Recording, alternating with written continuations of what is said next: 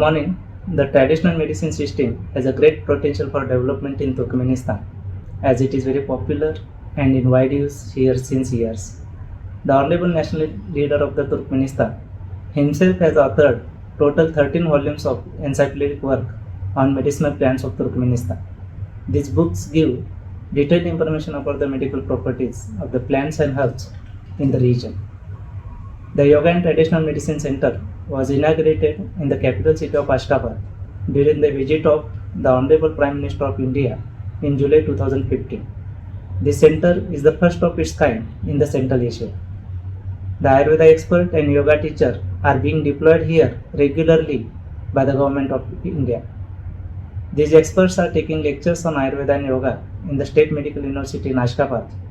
They are also providing free Ayurveda consultation services and the yoga training at the yoga center. Their work has a positive impact on the promotion of Ayurveda and yoga in the country. The government of Turkmenistan has sent a delegation to attend the first WHO Global Summit on the traditional medicines. The summit will definitely have a positive impact on the efforts of propagation of Ayurveda and yoga along with the local traditional medicine in Turkmenistan. Thank you.